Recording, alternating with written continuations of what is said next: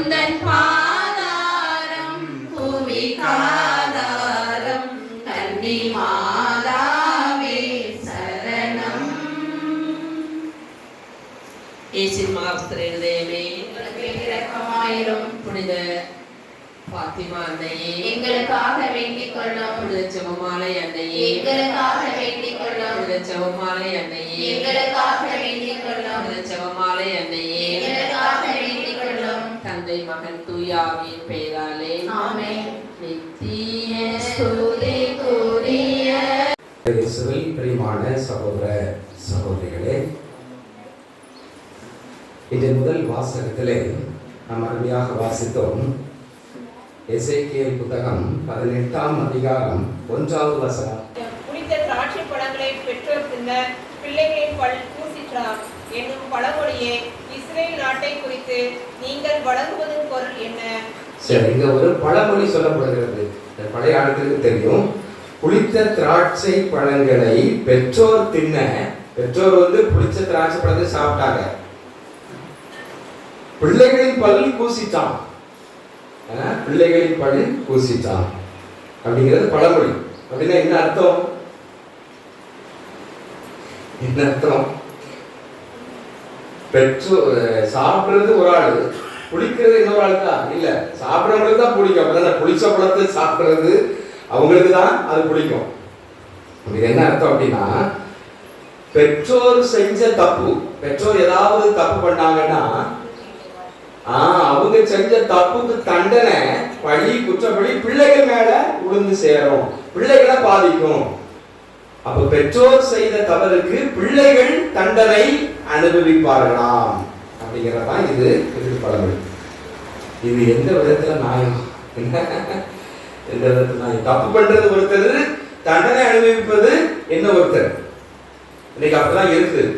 இன்னைக்கு நம்ம சமூகத்துல பார்க்க போனால் தப்பு செய்யறது ஒருத்தர், கொலை செய்யறது ஒருத்தர், தண்டனை அனுபவிக்கிறது இன்னொருத்தர். 10 பேர் கூலிப்படையினர் இருக்கிறாங்கன்னா அதுல யாராவது ஒருத்தர் கொலை செய்வாங்க. ஆனா உண்மையிலே இந்த கொலை செய்ய தூண்டுகிறவர் அவரு பண்ண மாட்டார். அவளுக்கு பேர் நான் ஜெயில் போயிருந்தேன் அப்படின்னு சொல்லி இருப்பாங்க.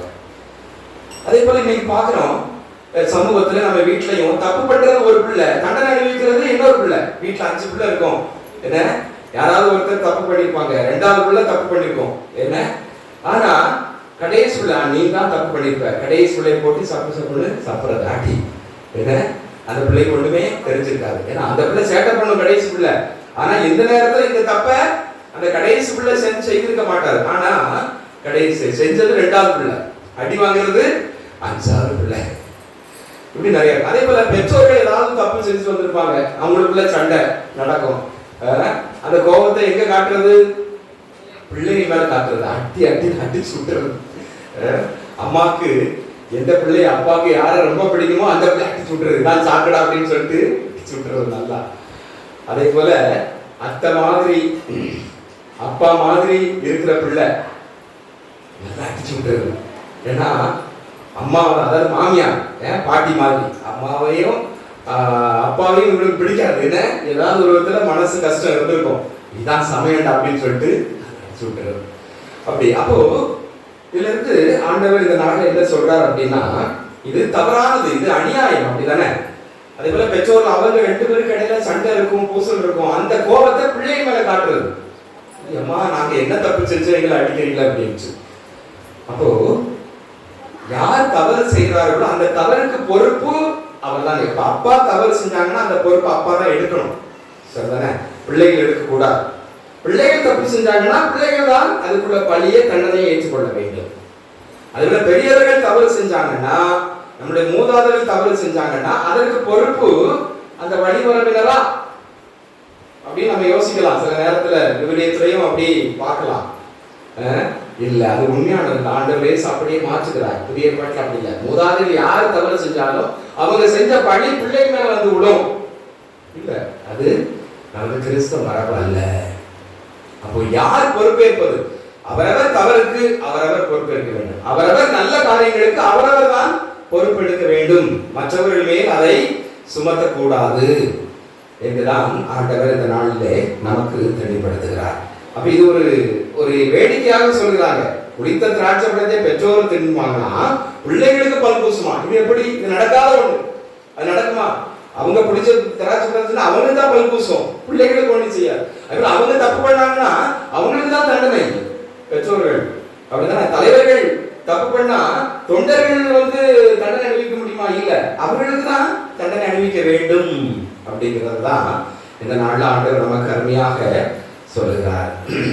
அப்போ அதுக்கு அடுத்து தொடர்ந்து பேசுகிறார். யார் நேர்மையாளர் அப்படிங்கிறத பத்தி தெளிவாக பேசுவதை நாம் பார்க்கிறோம். நம்ம விவிலியத்துல பாருங்க, அருமையாக சொல்லப்படுகிறது. எசேக்கியேல் 18:20 20வது வசனம்.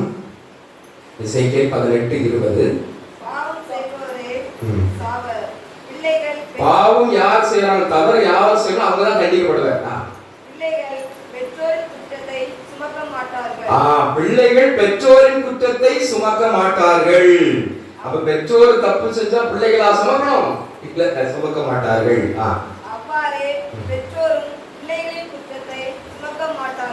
பிள்ளைகள் தப்பு பண்ணா பெற்றோர்கள் அதை சுமக்க மாட்டாங்க.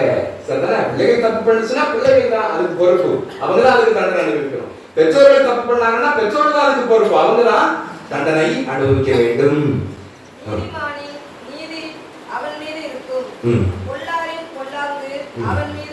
சரி, அப்போ இதுதான் ஆண்டவர் இந்த நாள்ல நமக்கு தரக்கூடிய ஒரு அருமையான செய்தி. அதுபோல தவறான குற்றத்திற்காக நாம தண்டிக்கப்படுவோம். தவறான குற்றப்பழியும் நம்ம இது பல நேரத்துல சுமத்தப்படலாம். சீராக் ஞானம் 26:5 வாசிங்க. சீராக் ஞானம் 26:5.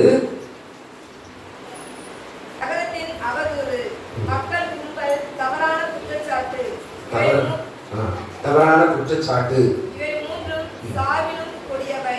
அப்ப தவறான குற்றச்சாட்டு என்பது சாவினும் கொடியது. நம்ம மேல நம்ம செய்யாத குற்றத்துக்கு ஒருத்தர் தவறா குற்றம் சுமத்திட்டாங்கன்னா அது நம்ம கஷ்டமா இருக்கும்ல, அது சாவினும் கொடியது. அதை அனுபவிக்கிறவங்களுக்கு தெரியும். நான் செய்யாத குற்றத்தை இப்படி என்னை வச்சு அவமானப்படுத்தி என்னை இப்படி எல்லாரும் முன்னாலேயும் குற்றப்படி சுமத்துறாங்களே, நான் அந்த தப்பு பண்ணல, நான் பொய் சொல்லல, நான் திருடல, ஆனா அந்த திருட்டு பட்டத்தை என் மேல சுமத்திட்டாங்களே, நான் அவ பேரை கெடுக்கல, ஆனா வேற யாரும் அவங்க பேரை கெடுத்தாங்க, ஆனா நான் தான் அவ பேரை கெடுத்து இல்லாத அவனை சொல்றேன் அப்படின்னு சொல்லி என் மேல தவறான குற்றப்படி வந்துச்சு அப்படின்னு. அப்போ அது மிகப்பெரிய ஒரு கொடியது, சாவை விட கொடியது. எனவே பிறர் மேல நாம குற்றப்படி சுமத்தக்கூடாது. யார் தவறு செய்கிறார்களோ அவர்கள் ஒப்புக்கொள்ள வேண்டும், அவர்கள் பொறுப்படுத்திக் கொள்ள வேண்டும். அவர்கள் தான் அதற்கு நிந்தை பரிகாரம், பாவ பரிகாரம் செய்ய வேண்டும். இதைத்தான் நாம பார்க்கிறோம் மலை பொழிவில. மத்தேயு நற்செய்தி 5ஆம் அதிகாரம் 11வது வசனம். மத்தேயு 5:11.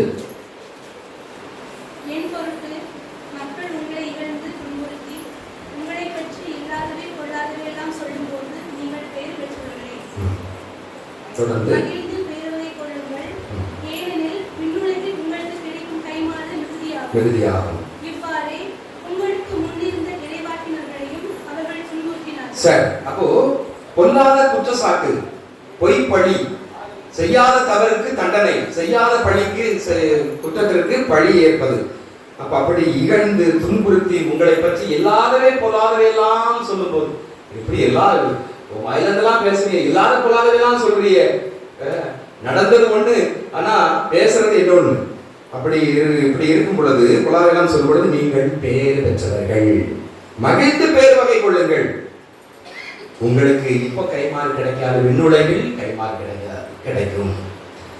எனவே மக்கள் உங்களை துன்புறுத்தி உங்களை காயப்படுத்தி இல்லாதவே பொல்லாதவை பற்றி செய்யாத குற்றத்திற்கு தண்டனையே நீங்கள் அனுபவித்தாலும் நீங்கள் பேர் பெற்றவர்கள். உங்களுக்கு விண்ணரசிலே மேலுலகில் உங்களுக்கு என்ன கிடைக்கும்? கைமாறு கிடைக்கும். இப்ப தண்டனைனா அங்க ரிவார்டு கிடைக்கும், உங்களுக்கு பரிசு கிடைக்கும், உங்களுக்கு அவார்டு கிடைக்கும், உங்களுக்கு விருது கிடைக்கும். அதனால அதை பற்றி நாம் கவலைப்பட வேண்டாம். இந்த நாளிலே 2 காரியங்களை ஆண்டவர் நமக்கு சொல்கிறார். நாம் யார் யார் தவறு செய்கிறார்களோ அந்த தவறுக்கு அவர்களே பொறுப்பெடுக்க வேண்டும், அவர்கள் தண்டனை அனுபவிக்க வேண்டும். அது மற்றவர்கள் மேல் அல்ல, பிள்ளைகளோ பெற்றோர்களோ அல்ல. 2வது, நாம் தவறாக தண்டிக்கப்படும் பொழுது, தவறாக பழி குற்றம் பொய் குற்றம் சுமத்தப்படும் பொழுது நாம் கலங்க வேண்டாம், அஞ்ச வேண்டாம், நாம் பயப்பட வேண்டாம், மகிழ்ந்து பேருவகை கொள்ளுங்கள் என்று மத்திய நற்செய்தியிலே ஆண்டவர் சொல்கிறார். எனவே திடனோடு இருந்து பல நேரத்தில் தவறா செய்யாத குற்றத்திற்கு பழி அனுப்பிப்போம். சமூகத்தில் அப்படிதான் வாய்க்கு வந்ததெல்லாம் சொல்லுவாங்க. என்ன வாய்க்கு வந்ததெல்லாம் நீ தான் அப்படி, அதே போல பொய் குற்றம். அதை பற்றி கவலைப்பட வேண்டாம், பேருவகை கொள்ளுங்கள், மகிழ்ச்சியால் துள்ளி ஆர்ப்பரிங்கள். ஏனெனில் விண்ணரசு உங்களுக்கு கைமாறு கிடைக்கும், அங்க உங்களுக்கு விருது கிடைக்கும், அங்க உங்களுக்கு தங்க பதக்கம் கிடைக்கும். இங்க தண்டனை கிடைச்சா அங்க தங்க பதக்கம் கிடைக்கும். ஆண்டவர் பார்வையில குடும்பத்துல நிறைய பேர் இந்த கஷ்டத்தை அனுபவிச்சுட்டு அன்னைக்கு நடக்கிறத நடக்காததா, ஒன்ன ரெண்டா, ஒன்ன பத்தா, புரட்டி பேசுறது, புரணி பேசுறது, செய்யாத விட்டதுக்கு மேல பழிய தூக்கி போடுறது, இது இன்னைக்கு ரொம்ப பிரபலமாக நடக்கிறது. எனவே அவைகளிலிருந்து நாம் விடுபடுவோம். இறைவன் நம்மை ஆசீர்வதிப்பார். நாம் ஆண்டவருக்கு உகந்த பிள்ளைகளாக மாறுவோம். அதற்கு தேவையான வரவேற்றி நாம் இந்த வழிபாட்டிலே பங்கெடுப்போம். ஆமென்.